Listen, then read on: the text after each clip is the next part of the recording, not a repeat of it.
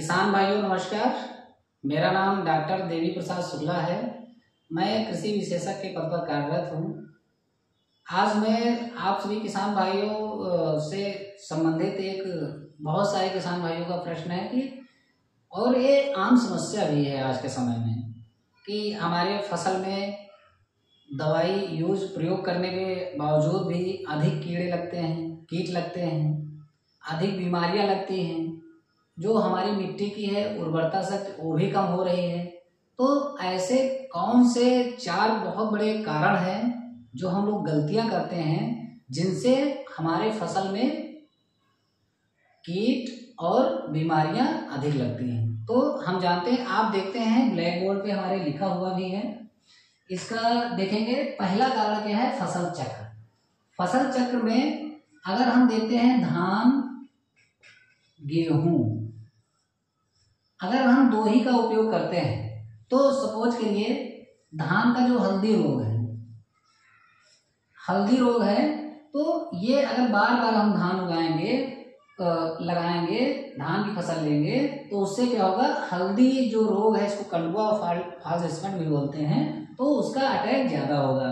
अगर गेहूं में हम रस्ट की बात करें तो अगर बार बार गेहूं अगर उगाएंगे तो हमें रस्ट का अटैक उस पर ज्यादा होगा।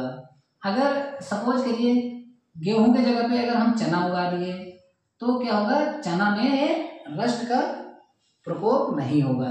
तो एक ही अगर फसल का जब हम बार बार एक ही खेत में लगाते हैं तो उससे क्या होता है? वो बीमारी उस फसल में ज्यादा लंबे समय तक अटैक करती है, आक्रमण करती है। तो क्या है कि हमें एक ही फसल का उपयोग या 2 फसल का उपयोग ना करके मल्टीपल अधिक फसलों का उपयोग करना चाहिए, फसल चक्र अपनाना चाहिए। जैसे आप कीट का देखेंगे तो कीट में क्या है कि सपोज करिए एक स्टेम तना छेदक या फिर गंधी बग। अब सोचिए इसका जो कीट का चक्र है, ये वयस्क अंडा, फिर लार्वा, प्यूपा, वयस्क एडल्ट को। अब देखेंगे कि ये जो कीट है धान का है, तो जब धान लगाएंगे तभी ये कीट आएगा। अगर धान की जगह पे हम मक्का लगा देंगे या आप कोई अदर दूसरी फसल लगा देंगे तो क्या होगा? ये नहीं आएगा। तो क्या होगा? इससे फसल चक्र से आप सोचिए कि ये फायदा होगा कि हमारे फसल में क्या होगा कि ये गंधी बग या तना छेदक नहीं आएगा। तो आपको समझ में आया होगा कि हमें फसल चक्र से क्या फायदा है। दूसरा सबसे बड़ा कारण है ये अधिक दवाइयों का उपयोग। आप सोचिए हम लोग दिन प्रतिदिन क्या करते हैं कि दवाइयों का उपयोग करते हैं, और दवाइयों का उपयोग करने से क्या होता है कि दवाइयों का जब उपयोग करते हैं तो हमारे जो लाभदायक कीट हैं वो क्या होते हैं? मर जाते हैं। जो लाभदायक कीट मर जाते हैं, जिससे क्या होते हैं कि जो हमारे शत्रु कीट हैं उनको खाते हैं या मारते हैं, वो उनका भोजन होता है लाभदायक कीटों का, जो हमारे मित्र कीट होते हैं। तो उनसे क्या होता है आप देखते होंगे, इसीलिए जितना हम कीटनाशक या फंजीसाइड का उपयोग करते हैं उतनी बीमारियां या कीट हमारे खेत में बढ़ते हैं। इसीलिए बढ़ते हैं, क्यों? क्योंकि जो हमारे मित्र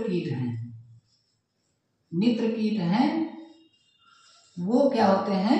वो क्या मर जाते हैं। तो दूसरे जो हमारे शत्रु कीट हैं वो उनकी पॉपुलेशन, उनकी जनसंख्या बहुत ही बढ़ जाती है, जिससे क्या होता है कि हम उसको दवाई से कंट्रोल नहीं करते हैं। तभी आप देखते हैं कि कोई भी अगर दवाई आती है तो 2, 3, 4 साल बाद बैन हो जाती है या उसका प्रभाव हमारे कीट पे या बीमारी पे खत्म हो जाता है। इसीलिए क्योंकि बार बार वही हम फसल लगाते हैं और वही कीट आते हैं तो स्प्रे करते हैं, जिससे नुकसान होता है। तो हमारी मिट्टी की उर्वरता शक्ति भी इससे कम होती है और हमारी लागत भी ज्यादा आती है। तीसरा सबसे बड़ा कारण है उथली जुताई करना। हमें गहरी जुताई हमेशा करना चाहिए। कम से कम 15 से 20 सेंटीमीटर तक हमें जुताई करनी चाहिए। अगर 15 से 20 सेंटीमीटर तक हम जुताई करते हैं तो उससे क्या होता है कि हम देखेंगे कि 15 से 20 सेंटीमीटर जुताई करने से उसमें जो नीचे हमारे अंडे होंगे, ये चाहे अंडा हो या लार्वा हो या प्यूपा हो, क्या होगा कि 15 से 20 सेंटीमीटर तक नीचे अगर बैठा है तो वो ऊपर आएगा और हमारे जो मित्र कीट हैं उसको खाएंगे या मारेंगे। तो हमारे आने वाले समय में जो भी हम फसल लगाएंगे तो वो कीट क्या होगा, अटैक नहीं कर पाएगा। दूसरा, अगर कोई बीमारी है तो उसका स्पोर, अगर स्पोर उसके नीचे है तो ऊपर आकर के वो क्या होगा, खत्म हो जाएगा। तो गहरी जुताई करने से, और इसमें जो जैसे घास है, घास भी खत्म हो जाएगी। मिट्टी में हमारा एरेशन, हवा का आवागमन भी बहुत ज़्यादा हो जाएगा, जिससे माइक्रोब्स भी हमारे बहुत ज़्यादा उसमें आएंगे। तो आप सोचिए कि कितने सारे हमारे गहरी जुताई के फायदे हैं।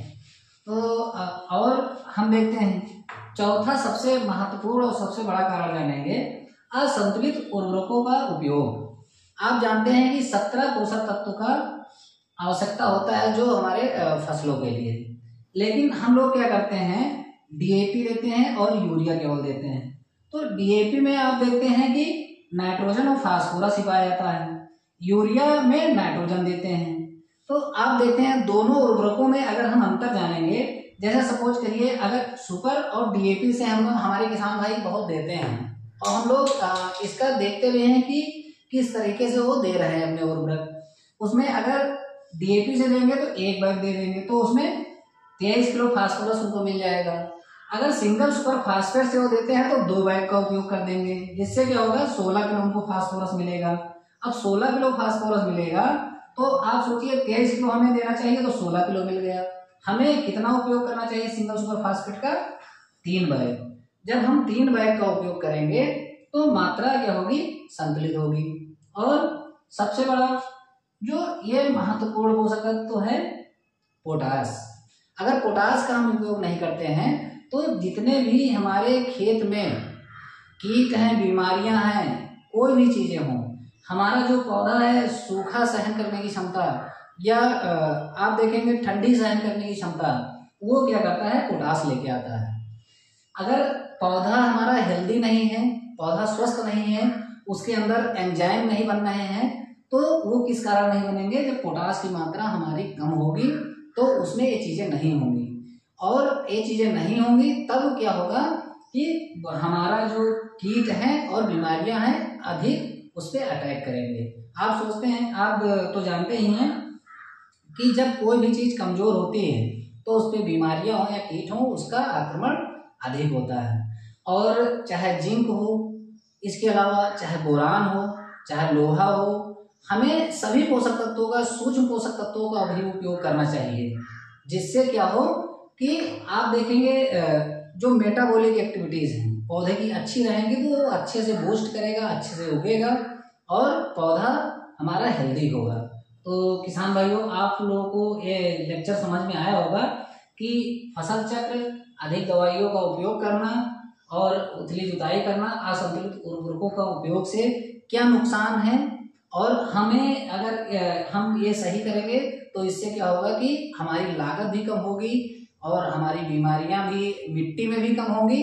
अगर मिट्टी और पौधे में बीमारियां कम होंगी, मिट्टी हमारी स्वस्थ होगी, तो उससे हमारे ह्यूमन बीइंग में भी क्या होगा, बीमारियों का प्रकोप बहुत कम होगा। तो संभवतः ये आपको लेक्चर समझ में आया होगा और ये जो आप गलतियां कर रहे हैं, इन गलतियों को आप सुधारिए और मिट्टी को अपने स्वस्थ बनाइए और जिससे उत्पादन भी बढ़ाइए और लागत को भी आप कम कीजिए। आप कोई अगर ये लेक्चर समझ में आया है तो आप हमारे चैनल को सब्सक्राइब करिए, शेयर करिए। अगर इससे संबंधित कोई प्रश्न है तो आप कमेंट सेक्शन में जाकर के शेयर करिए। आप सभी का बहुत बहुत धन्यवाद।